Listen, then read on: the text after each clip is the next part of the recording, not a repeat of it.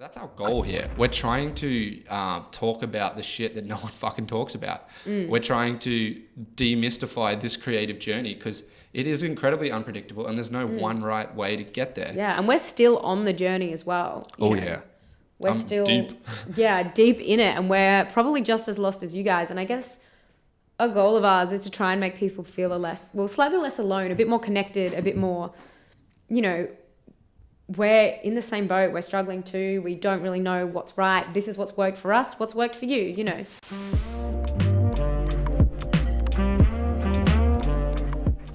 Welcome back to the Zig The Zag Podcast, episode 2. Yes, thank you for watching past episode 1. Which Jess hasn't even watched, by the way. I've watched some of it. I've watched the first half because we had difficulties uploading the second half, which is why it came out a bit late.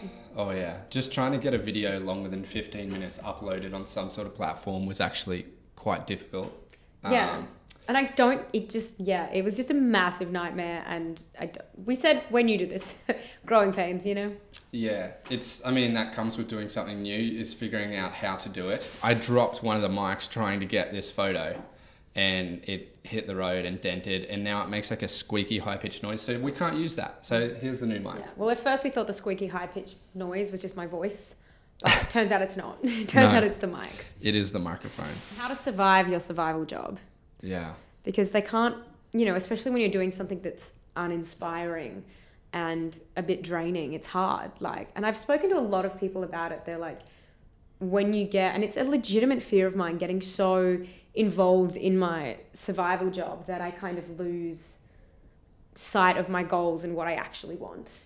Yeah, it's tough because you get caught up if you start doing so many hours in that survival job, because obviously you got to earn money and survive and live. You start getting too caught up in it and you start to care too much. And you're like, wait a sec, why am I caring about getting this thing done or this quote to this person or whatever? Yeah. It's like, I don't even want to be here or do this. This is just for money.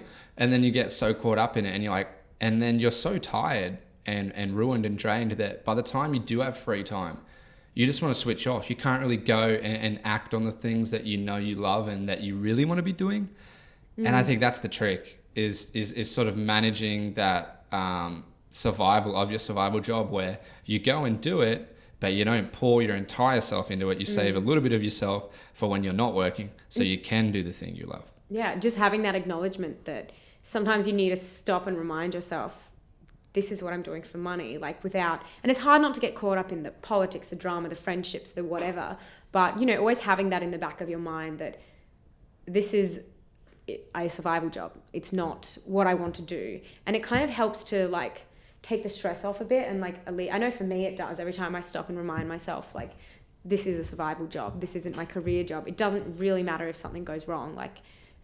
Within limits, of course. But yeah, it just kind of helps you detach. And also maybe, obviously everyone's circumstances are different, but even not working as many hours, I found, I recently quit one of my 2 jobs that I was doing, 2 survival jobs. And it's been so much better. Just taking the extra stress off, and having a few extra hours a week to focus on my own projects and everything that I want to do, whether it's learning a script or, and I think, I don't know. You just described removing things in your life that open up more space and time for you to do more of what you do want to do. Or to just recover from your survival job and relax and, Yeah, replenishing yourself so you are ready to do the things that you want to do, because it does take it out of you. There was a book I read once. I totally forget the name of the book, but the point is the message. It was a book about discovering your passion, finding what you want to do with your life. And the book stated, if you're struggling to find out what you want to do with your life, go and spend 6 months doing something you completely hate. Go and work a job you hate for 6 months straight. And in that job you hate, you'll be focusing on all the things you'd rather be doing. So then take notice of everything you think of during the 6 months of doing the job you hate. And that's what you should be doing with your life. Interesting. I want to know, has anyone tried that? Or whether it was purposely or not purposely. Has that ever worked for anyone in a job that they hate, they discover what they want? Have you done it in your current jobs that you do and you go out? and you're working, what do you think about when it's slow and you're like daydreaming? Do you take note of what you think about when you're at your survival job? Because that's what you should be doing. Well, I know for me, it was at uni doing a degree that I didn't want to do. That combined with like going traveling, because I'm classic a white girl, that made me realize what I really wanted to do. Because I was there day in, day out. Like, it wasn't a job, but I was studying something that my heart wasn't truly in. And it really, like, it made me realize that this is what I wanted to be doing. So interesting. Maybe it is kind of, but that makes sense. It just seems like a really harsh way to find out what you want to do. Yeah. Surely there's a better way. But I mean, we're all like you just said with uni, there's a great deal of time and energy we put into getting a uni degree, and we're not loving every second of that, obviously. Oh God, no. And the times when it is tough and shit, I used to fantasize and daydream. I'm like, oh, one day I can't wait to like create this or do this or whatever. It's like, and I started to consciously take note of when I used to work at an Apple store. And I worked there for like 3 years. The first year was great, but after that I didn't love it. And I was like, So every time I was at Apple, I just read that book. And I think it was like Think and Grow Rich or Mastery or one of those. Shout out book nerds. Personal development book nerds. And I'd take note at what I thought of at the job. And I'm like, all right, Brayden, you're not loving this. You're hating this. You're looking at the clock all the time, waiting for your shift to end. And I was like, all right, what am I thinking about? And I would always think about like making a video and like what I could make a video about, or like an event I had coming up with my friend group where we were going to be going somewhere exciting and I should take the camera along and capture that. And then that's what started it all. Like so funny you say that, because I just hit the table. It's probably going to spaz out the audio. It's all good. It's so funny you say that. That just reminded me of something one of my like teachers, or one of the kind of mentor teachers I was talking about before. Because he's an actor, he used to work in hospo for years and years and years, and obviously I'm a hospo worker. And he said to me, he was like, try and use the time you're there for what you want. Like, try and use it to practice. So he would say to me, like, you know, concentrate on any person, any customer, whatever, and like, let something about them happen to you, and you know, think about them. How do you feel about them? What about them makes you feel the way you feel about them? And this is total strangers. It's like playing a bit of a weird mind game, and trying to be, just things like trying to be as genuine, and trying to just basically practicing all of the skills you learn in an acting class on the people around you.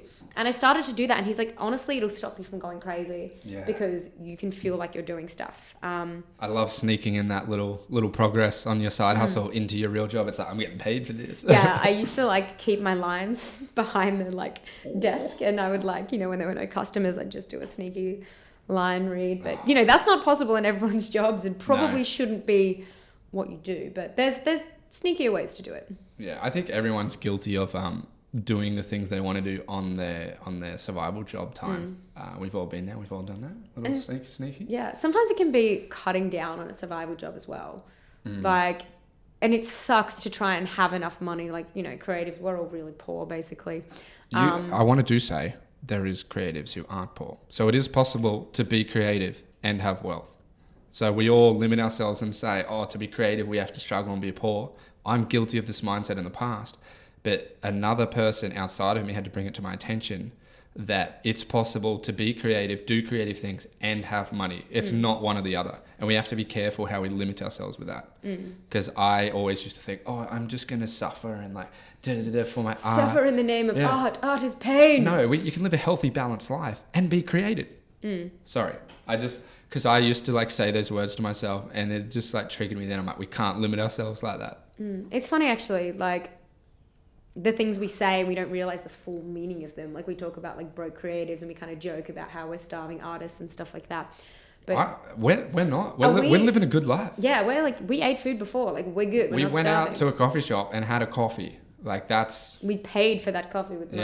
Yeah. But yeah, no, that's true. That's really true. And it's funny, like, we kind of joke about that, and there is that whole like mentality and idea, and it's like, if we keep joking about that, are we like unconsciously telling ourselves that we're going to be broke for the rest of our lives? Like, how far does that go? Like, if you're putting those vibes out there. Well, you're not allowing yourself to have both. Like, you can have your cake and eat it too. You're saying that you can only do this if you don't have money. Exactly. Interesting. So you're creating a life for yourself where you're not going to have money just because you believe you need to do this thing. And if you had money, you couldn't do that thing. I think that's damaging. And I know I often think, oh, well, if I had more money, maybe I'd be further along in my career. And not correct. That's not necessarily the truth. Even with indie projects, like every time I'm making a fucking web series or a short film or some sort of free thing. If I had a bigger budget. I do hear people say that. I'm like, oh, if only we had more money. And I'm guilty of it too. I'm like, oh, if we had a budget, I could plan this better. No, I've been on $100 million projects. I've been on feature films that have been $80, $90 million with explosions and hundreds of extras. They still have a shit ton of problems and it's still really difficult. Money does not solve problems. No. That's why being creative is of value, because it's the ability to problem solve and to create things out of scenarios and situations that are difficult. So being creative is another form of problem solving and expression. Anyway, we have derailed. What were you talking about originally before I went into my spiel? Well, we're just talking about how to survive your survival job. Yeah. But I feel like you were going to say something. Oh, I was going to say, like, sometimes having to reevaluate and reassess. Because I know I'll get caught up a lot in my job and then I'll be like, oh shit, I've worked this many hours this week. I've done like nothing on my creative, projects. I've done none of that because I've been working so much. And sometimes it's like, oh shit, maybe I need to agree to do a few less hours so I can balance a bit more. Yeah, rearrange your life and make sacrifices. If you're partying too much, if you're traveling too much, if you're working too much, if you're going to brunch too much. Yeah. You're guilty of that one. But I love a good brunch. I'll spend every morning at a cafe just slowly sipping my second almond latte. No, but it's true. It's important to understand that if you do want to live this life, sacrifices are needed to be made. It's like we can't party as much as we want. We can't do those Euro trips and fill up our Instagram with blue water. And that's advice for everything. It's not just the creative industries. Like if you want something, regardless of what it is, there's trade-offs. Like that's just life. You have to make sacrifices and you have to focus and you have to, sometimes keep doing something when you don't really feel like it, But it's also like, what time limit are you putting on this? That's a good point. The more time limit and the quicker you want something to happen and the more pressure you're putting on yourself to make that happen is the quicker it needs to happen and more sacrifice is required. Where I've sort of tried to relieve the pressure and say, by age 30, I haven't stated any of that. I haven't had clear goals. And I think that can be damaging though. It can. Because everybody's journey is different. And as well, like one when you were talking about the hero mentor thing, like, so-and-so achieved this by this age, this is my age. Why haven't I done that? Like nothing in that thought serves you at all. Comparison is the thief of joy. Yep. I think so. I don't know. Someone just said that to me. Is that an actual quote or did you just make that up? No, it's like an actual quote. Someone said it to me once. Anyway, there's probably some sort of validity in there. Do people say validity? Is that a word? That's a word. It felt weird to say. No, it's a word. Okay. So that's, surviving your survival job. I think it's all common. We can all relate. It sucks. But it's also the shift I made with survival jobs was like learning to be grateful because that job allows me to do what I love. Because I can go and do 2 or 3 shifts a week at like a burger shop or a cafe or an Apple store, and I can give myself enough money to live in a great apartment, have a great life, go out with a weekend or with friends to restaurants, go see a movie at the cinema, fill up my car with petrol, and I can still, buy camera gear and edit a video and do all of that. And I show up to a job and I'm grateful that this company is paying me money to allow me to survive and live the quality of life I want to live.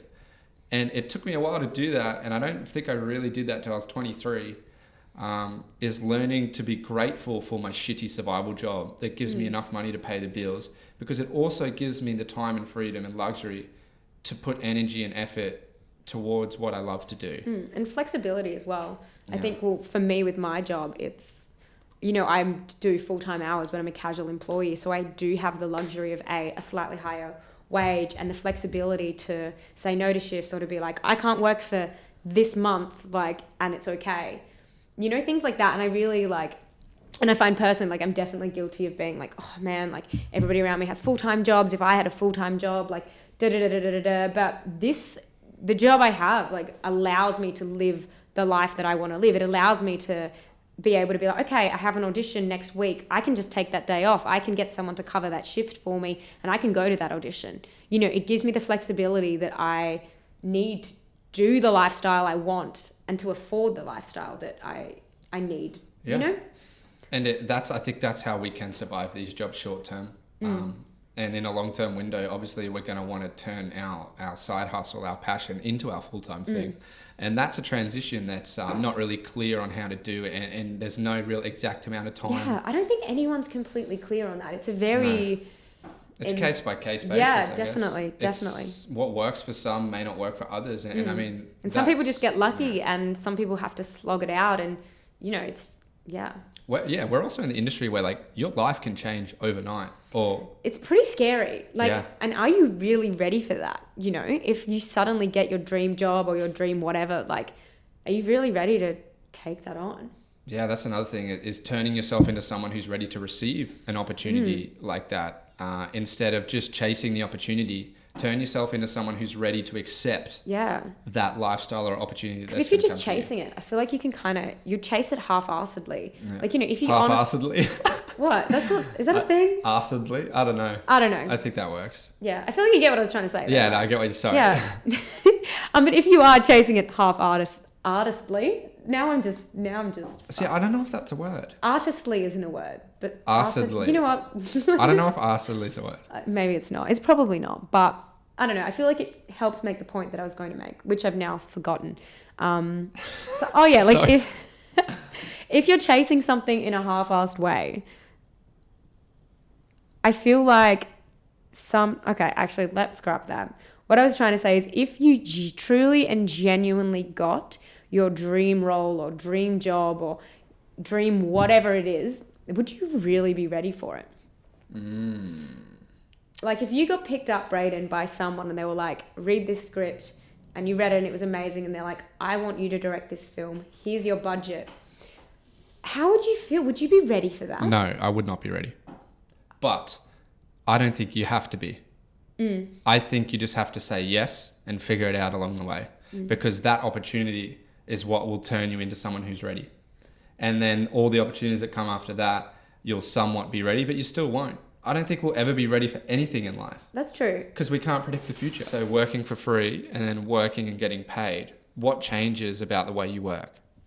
It's interesting. I think when you're getting paid for a gig, like I did a short film at the start of this year, and I actually got paid for it, which is very, very rare for student shorts or just short films in general. And the guy who was...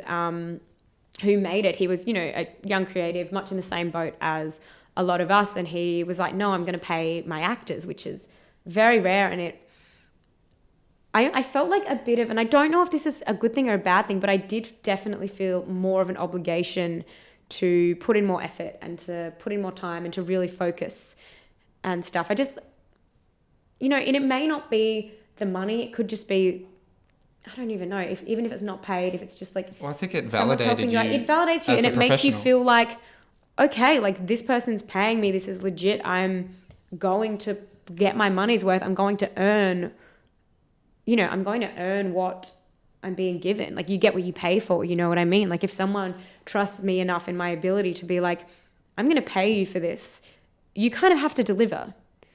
You know, not only because you want to, but there's a little bit of an obligation there that kind of, you know, nudges you a bit more when I'm like, you know, maybe I'll learn the lines tomorrow, blah, blah, blah, blah, blah. Like, It's a little bit like, no, like, I got to hustle, man. Like, I'm getting paid for this shit. It's true. I feel like if I got paid as a director, I guess I have a few times actually, but I still had the same approach to what I have on my free projects. God. No, but if there was like a big sort of directing position, like if I got asked to direct a commercial or direct like a web series episode or a TV episode or whatever, or even like a feature, I think if there was a full-on salary there, I would take it more seriously and I would put in the preparation, I would show up, because they're buying a lot more of my time because money... But with something like that, there's the whole career progression as well. What if it's just like, what if it was me? I was like, Brayden, I really want to make this short film. I'm going to give you $1,000 to help me make it. Yes. Would you put the same amount of effort if I was like, Brayden, I want to make this short film. I'm not going to pay you. Yes, and I'll tell you why.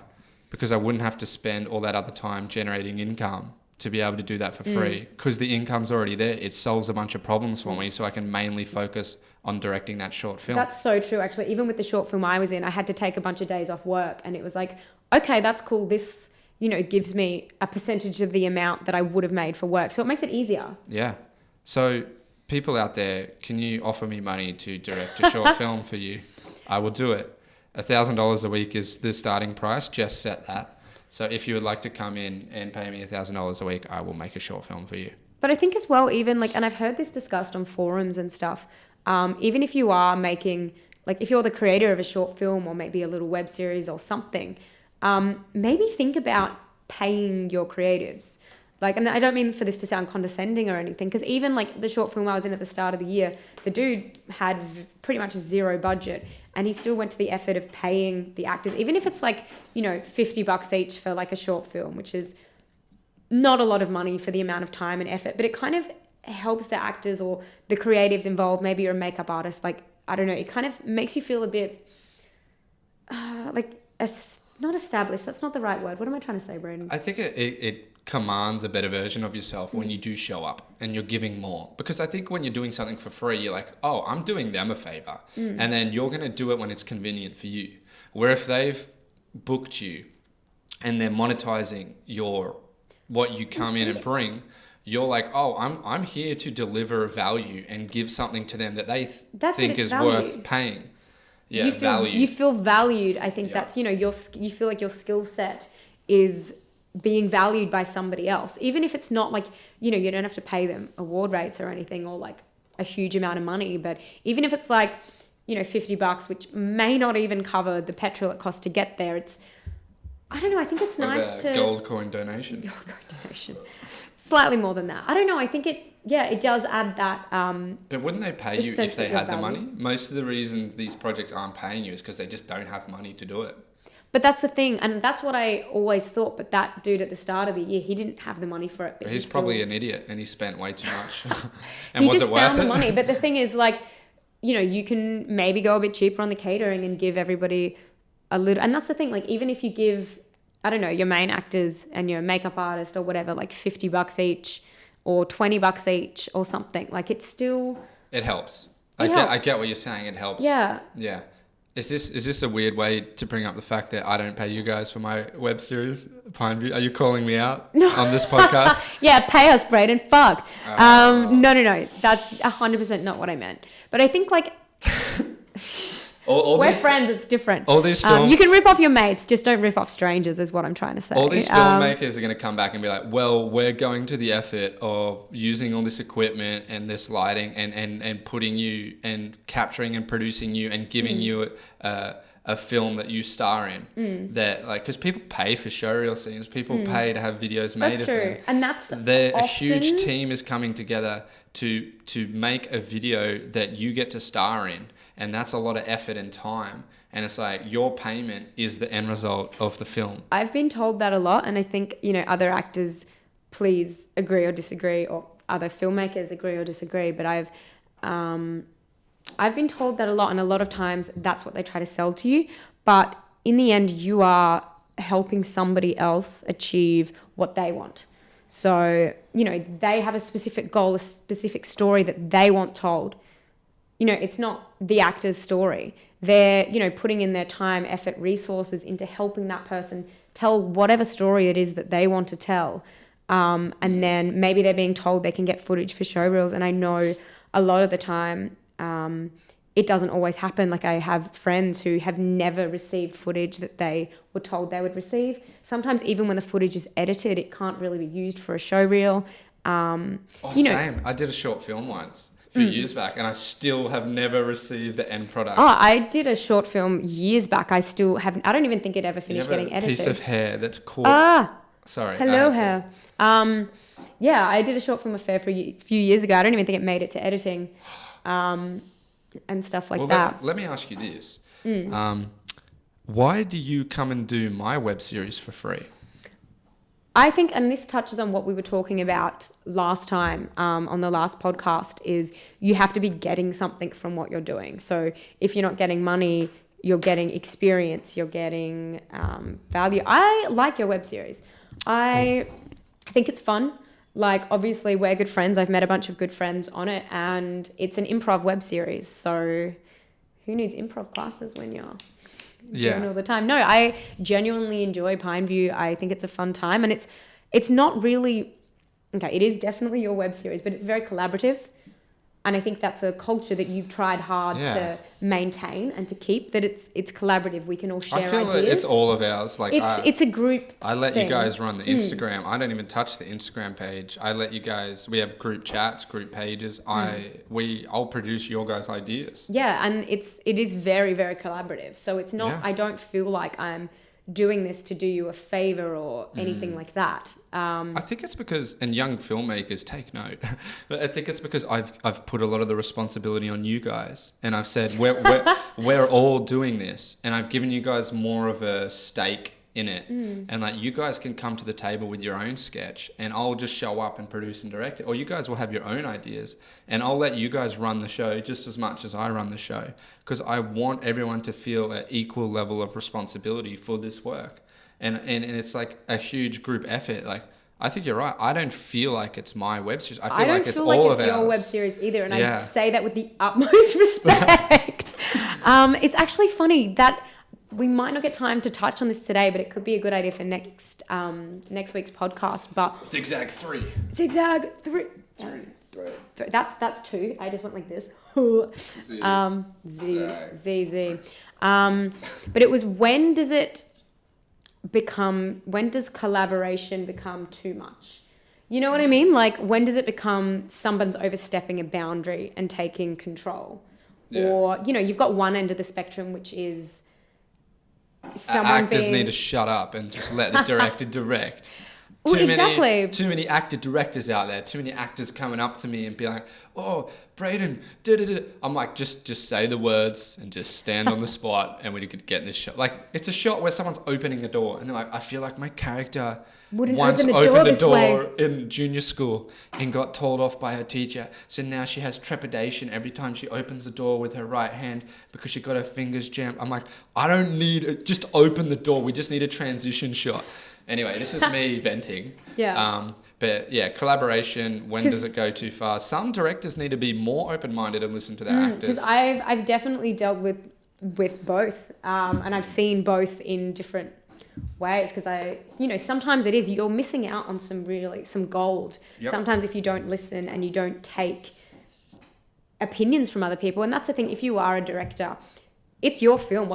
What you say goes. Like, you have the final say, but I think it's always important to listen to your actors or listen to other people if they have ideas. However, on the flip side, being an actor, this isn't your thing. You're doing a job. You're doing something, and and I think by all means, I think all actors should be allowed to talk about their character or express ideas. However, there's definitely boundaries there that you can't be too pushy and you can't force something, because it is definitely, I think, directors need to listen to ideas and stuff, but when it comes down to it, there is a line. That's what do you think about that? On bigger sets, they normally have a team of ADs, like assistant directors, to be a filter between the actors and the director. Because for the director to listen to everyone, like to have the boom, the DP, the actors, everyone giving their 2 cents, and your head would explode. Manage what everyone is telling me, but they don't know that I've thought about this for so long and planned it, and I have a plan, and I'm about to, but I'm also trying to be open and be like, actually, that's quite a good idea. Like, maybe we should try that. But when you have that many people, and this happens when you work for free, because everyone feels like they're at the same level of collaboration, which they should, like, everyone's involved. But everyone is very eager to throw their opinions in, where sometimes it's so tricky, and the director's already thinking of like so much technical stuff, dealing with the director of photography, what shots next, the sound guy, how are we going to boom this if we're going wide, do we need lapels? And then it's like, the daylight, there's so many things to consider. Actors should just have a bit more awareness on like a set on when's the right time to pitch in and collaborate. And this is just my point of view from my experience. But then a lot of the times I appreciate when actors have an interesting idea, and I'm like, you know what, that's better than what we have written. Let's go with that. And like, I love improving, even when I'm producing something scripted. if something comes up on the day, I'm like, let's use that. And then we like recently, there's a scripted series we're working on.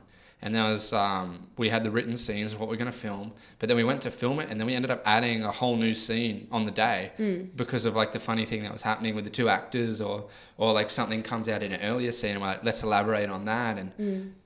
But I think it's key, whether it is a paid job or it is a free job, is knowing how to act. And I would use these free jobs to practice how to act on a set, and understanding the different roles and understanding how you can be of the most value. So when you do start getting paid, people are glad that they paid you, and they're going to want to pay you again. Definitely. And I think maybe even trying other roles, like as an actor, see if you can maybe, I don't know, boom for a day or do something on the other side to see how that works. Because I know that was a very useful thing for me, taking on a different behind the scenes role when, you know, I'd only ever been in front of the camera. Yeah. And just to see and learn, or even I learned a lot about this through just doing short films, like student shorts for different universities. Seeing and understanding all of the different roles, and it allowed me to kind of see that it really is a collaborative medium. But do you think it comes down to just respect that the other person knows what they're doing? And it is hard though it's like you're going onto a set where you don't know anyone. That's true. And I guess when it's free work, you never know if someone's going to be like completely you're trusting green them, and you've just met them. Maybe they're like a group of film students who have spent the last 3 years coming up together in school, and they all know each other so well, and you're an actor coming into their environment. That's quite hard to trust the filmmaker, and it's up to the director to make them feel at ease and allow them to open up and then collaborate and get it done. And I mean, that's what's tricky about this work. There's no one right way to do it. You've sort of, it's a lot of like intuition, and it's a lot of like people management for the director. And if for the actor, it's a lot of putting yourself out there and being open-minded and trusting and respecting. And also just awareness of everything else and everyone else and what they do. Yep. And having that acknowledgement that everybody's role to play is very unique and important in its own way. Absolutely. But yeah, I mean, free work versus paid work, it's hard. I get that with free work, you're not going to bring the same level of stuff. And I guess you can't have the same expectations from people doing free work, you know? Yeah. And I think you actually said this a little while ago. You were like, I can't remember exactly what you said, but you were talking about, you're like, look, if someone's giving their time to you, for you, you know, if they're donating their time, they're willing to be there to help you out with something. You kind of like, what did you say? You have to give them some leeway and stuff, like people volunteering their time. Like, oh yeah, you've got to be understanding, because it is quite easy to snap or get overwhelmed on set if people are on their phone and they're not listening. And like, I've been on set where I've had to repeat myself like 6 times because some of the actors were on their phone or they were talking amongst each other, and I have to remember, like, you know, don't get angry at these people. These people are showing up. They're giving you their time. They drove all this way to be a part of this project where it was your idea from your head, and they're helping you realize that. Like, and there's a level of gratefulness I have for actors who do show up and do that. And it's like, you got to be careful not to crack the whip. You've got to manage an environment and a vibe where it's fun, but it's also work, and we're also pushing it, and we're getting something that we're all comfortable with and we think's funny. And you've got to manage how you treat actors, you know, and you got to manage how your crew operate. And you can't be too harsh on them, but you have to let them know that there is a line. But then you have to be open to feedback from them on how the scene could be better. So there's a lot of things to go through.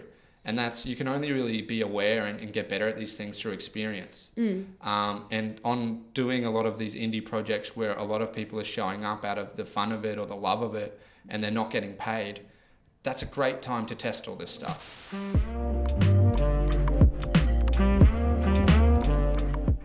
I'm like, oh, I'm not there yet. It's like I need to hear the right thing, or I watch the right interview one day on YouTube. And be inspired by everything clicks. I have this moment of clarity. I'm going to go off and make that exact movie I know I'm capable of making. It's going to be great, and I'll get into festivals.